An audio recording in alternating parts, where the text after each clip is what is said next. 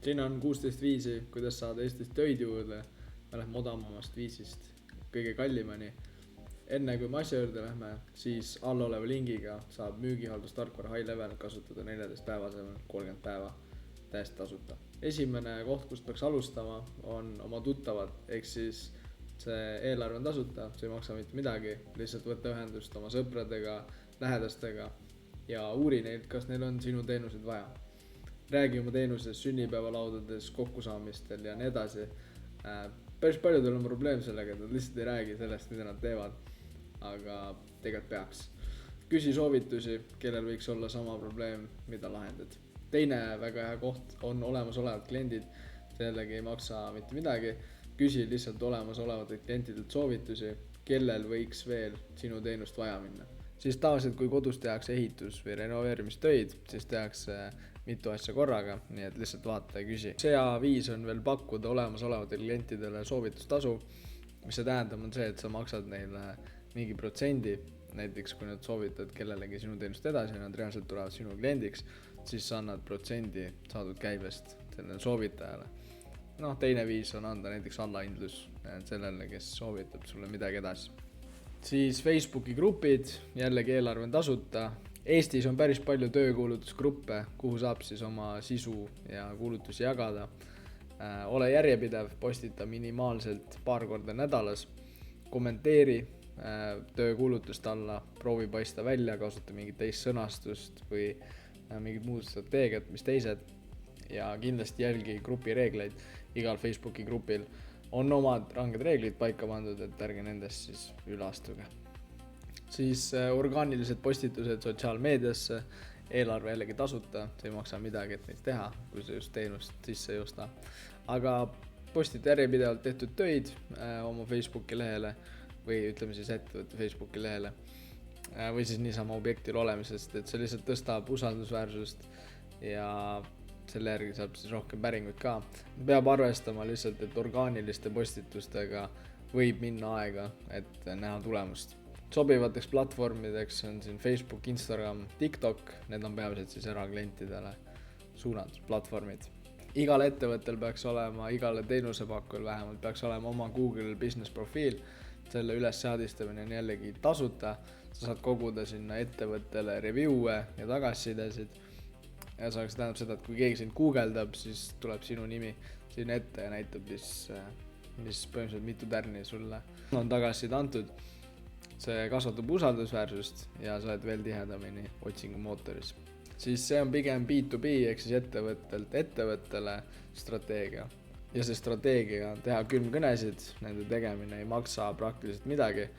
Ainult siis, kui sa ostad kontaktlisti, võib kuluda mõnikümmend eurot selle jaoks. Aga muidu ongi tegelikult lihtne, helistad potentsiaalsele kliendile, proovid leppida kokku nendega siis müügikohtumine. Müügikohtumisel saad tutvustada siis enda toodet või teenust. Selle jaoks on vaja ainult telefoni, et seda teha. Ja nagu ma ütlesin, siis pigem toimib B2B ehk siis ettevõttelt ettevõttele keskkonnas, et me taast erakliendile ei helista ja hakka neile ehitust pakkuma.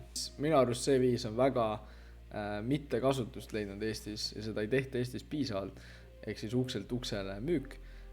Sellegi ei maksa väga midagi palju, et seda teha, võib-olla kütuse kulu ainult, aga iseenesest põhimõte on lihtne, sa pakud oma teenust ukselt uksele, see töötab hästi tavaliselt suvel ja väikeste teenustega, ehk siis näiteks tänavakivi puhastus, akende puhastus, lumekoristus, katuse puhastamine, heki pügamine ja nii edasi, et kõik, mis on mingi koduga seotud sellised teenused, kas või muru niitmine, siis seda saab ukselt uksele väga edukalt müüa.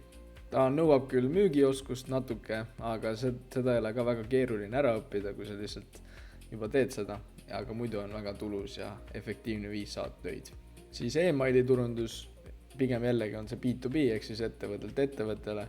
Ehk siis see tähendab seda, et sa saadad e-maile oma potentsiaalsetele klientidele mõne hea pakkumisega ja selleks saab siis kasutada kas MailChimpi, Mailgunni, oleva descriptioni saab kasutada 30 päevaga high levelit, millega seda saab teha ja saabki siis e-maile sellega välja saata siis massiliselt.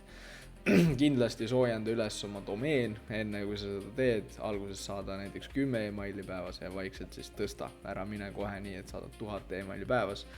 üsna kiiresti maanduda ainult spämmi ja siis su potentsiaalsed kliendid ei näegi sind. Ideaalne oleks personaliseeritud emaili kampaania, kasutades tehisintellekti ja muid tarkvarasid, näiteks high levelit, aga alguses kui ei ole, siis see on täiesti okei. Klassikaline 5, flyierid, eelarve siis 20–200 eurot olen, see on siis flyerite printimine ja kütus peamiselt, aga jaga flyereid oma teenuse kohta, pane postkasti auto kojamehe alla ja nii edasi. See nõuab küll manuaalset tööd, aga iseenesest on väga algajasõbralik meetod, et oma teenust siis kohalikus ringkonnas kuulutada. Kellel veel ei ole, siis kindlasti tehke ära veebileht, eelarve selle jaoks on 20–1000 eurot tavaliselt. Kes oskab, saab siis ise teha selle odavalt valmis, aga muidu tavaliselt seda ostetakse teenusega sisse. Hea on selle juures see, et põhimõtteliselt ühekordne ehitus, veebile ehitustasu, edaspidi lihtsalt väike haldustasu iga kuu, aga sellega on siis võimalik saada orgaaniliselt päringuid igakuiselt, kui otsingumootori seadistus on korrektselt tehtud. Ja teiseks, seda saab näidata oma potentsiaalsetele klientidele jällegi ja näiteks kuvada seal teie tagasisidesid ja teenuseid, mis te teete, nii et see on nagu ettevõtte visiitkaart ka mõnes mõttes. Siis Meta Lead Generation ehk siis see, et läbi Meta reklaamide, Facebook, Instagrami tasuline reklaam, et saada päringuid. Eelarve selle jaoks peab vähemalt olema 100 eurot, aga see võib minna siis maksma ka tuhandetes eurodes, olenevalt siis paketist. Aga tal on väga kindlad eelised, ehk siis see, et hakkab tooma päringuid sisse hästi kiiresti, selle jaoks ei ole vaja brändi, et alustada. Ta on suurepärane viis nagu olemasoleva ettevõtte skaleerimiseks, käibe kasvatamiseks.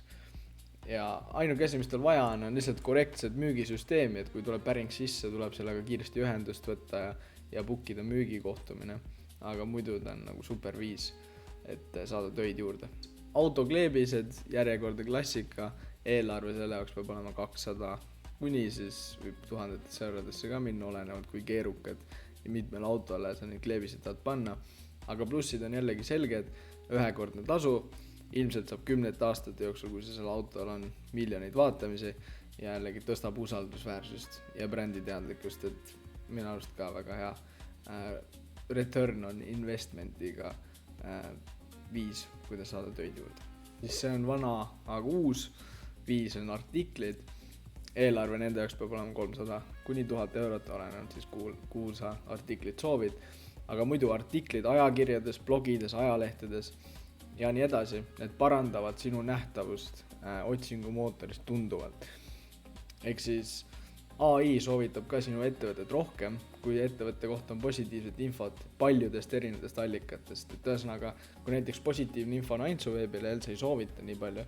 Aga kui näiteks potentsiaalne klient otsib endale ehitajad näiteks ChatGPT-st, siis see soovitab sind palju suurema tõenäosusega, kui sinust on positiivset infot võimalikult paljudest allikatest ja sellepärast artiklid selle jaoks on nagu suurepärane viis. Google Ads, pigem on see suuremale siis eelarvele, aga muidu see aitab jõuda just nagu kindla ostusooviga klientide juurde. Päringud on taast hea kvaliteediga, kuna nad juba reaalselt otsivad siis seda lahendust, mida sa pakud. See pole väga algajasõbralik, peab oskama Google Ads'i seadistada ja nii edasi, aga muidu väga hea skaleerimistööriist, millega saada siis läbi oma veebilehe päringuid. Teleka reklaame ma tegelikult ei soovita üldse, aga ma tõin need siin välja, eelarve nende jaoks peab olema üsna suur. See lihtsalt kasvatab üldiselt brändi teadlikkust, aga muidu väikestele teenusepakkujatele, võib-olla isegi kuni keskmistele teenusepakkujatele ma seda ei soovita, ma pigem paneks selle sama raha sotsiaalmeedia reklaamide või muu meetodi alla. Ja lõpuboss, ehk siis turundus täislahendus, eelarve selle jaoks peab vähemalt olema paar tuhat kuni mitukümmend tuhat eurot. See on siis kombinatsioon nendest mainitud viisidest, tavaliselt siis sotsiaalmeedia ja mõni muu meetod siis kokku pandud. Et seda viivad läbi ja pakuvad tavaliselt suuremad turundusagentuurid ja see sobib ka pigem suurtematele ettevõtetele, et alustades ilmselt selline 500 000 või 1 000 000 eurot käivad, alates sealt on mõistlik siis selle lahendusega teha. Muidu ma kasutaks neid üksikuid meetodid, mis enne siin olid. Muidu ma loodan, et sul oli nendest viisidest kasu, ma loodan, et sa saad mõnda neist proovida oma ettevõtte peal. Kui sa soovid müügihaldustarkvara high level, tasuta 30 päeva proovida, siis see on all descriptionis, aga muidu näeme järgmine kord.